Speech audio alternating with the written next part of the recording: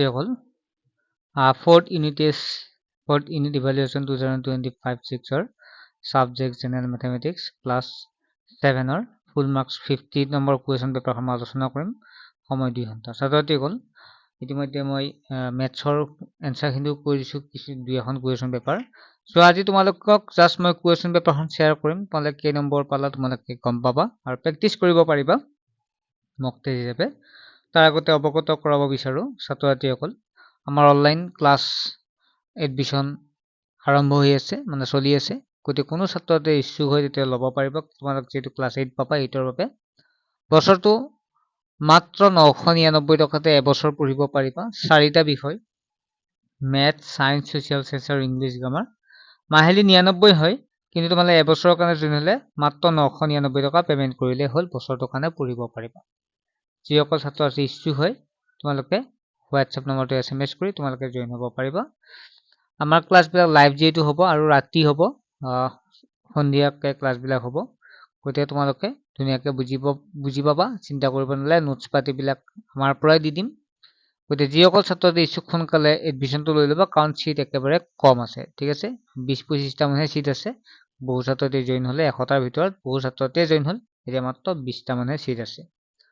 এতিয়া আমি প্ৰশ্ন পত্ৰ লৈছো শুদ্ধ উত্তৰটো বাছি উলিওৱা ইয়াত তোমালোকে দেখা পাইছা what is the coefficient of x in y square x plus y অৰ্থাৎ y square x plus y ৰাশিটোৰ x ৰ সহগ কি হ'ব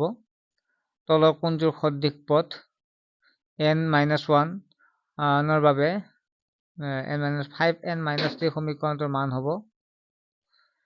তাৰপিছত নেক্সট আছে -3/4 ৰ ভূমি হ'ল সমবাহু ত্ৰিভুজৰ ঘূৰ্ণন সমমিতিৰ কোণ হ'ল এটা আয়তীয় ঘনকৰ তলৰ সংখ্যা হ'ল -1/15 ৰ 15 ৰ মান হ'ব 1526000 ৰ পৰা ৰুট হ'ল 1 not 2 not 3 not ৰ ইকুৱেল টো কিমান হ'ব খুজিছে আমি পঢ়ি আইছো তলৰ কোনটো বৰ্ণৰ সমমিতি ৰেখা আছে ইয়াত p আছে q আছে z আছে a আছে তাৰ পিছত তোমালোকে চোৱা fill in the blanks অৰ্থাৎ খালি ঠাই পূৰ কৰা পঞ্চভুজৰ এটা শীৰ্ষবিন্দুৰ পৰা আঁকিব পৰা কৰ্ণৰ সংখ্যা তাৰ পিছত আছে 3ab স্কয়াৰত এৰ সাংখ্যিক সহগ হ'ল প্ৰতিটো সুষম বহুভুজৰ ডেশ সংখ্যাৰ অনুযায়ী সমমিতি ৰেখা থাকে যিডাল ৰেখাখণ্ডৰ দুখন তল লগ লাগে তাক কি বোলে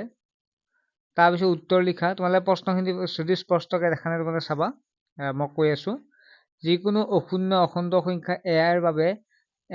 এৰ বাবে নত এক মিনিট ৰবা দেই এইটো অলপ হেৰি হোৱা নাই স্পষ্ট হোৱা নাই এৰ বাবে a কিউবৰ মান কিমান হ'ব খুদিছে এনটা ভুজযুক্ত বহুভুজৰ কোণৰ সমষ্টি কিমান দুটা ত্ৰিমাত্ৰিক আকৃতি বস্তুৰ নাম লিখা ঘূৰ্ণন কেন্দ্ৰ বা আৱৰ্তন কেন্দ্ৰ কি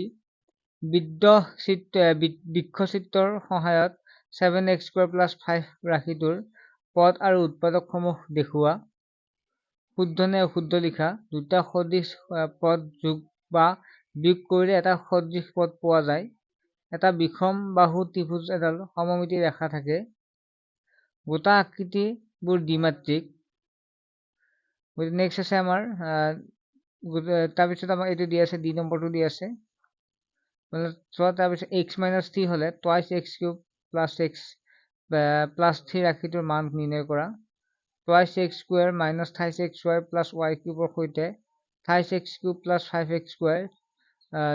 এইটো যোগ কৰিব দিছে + thrice x² যোগ কৰা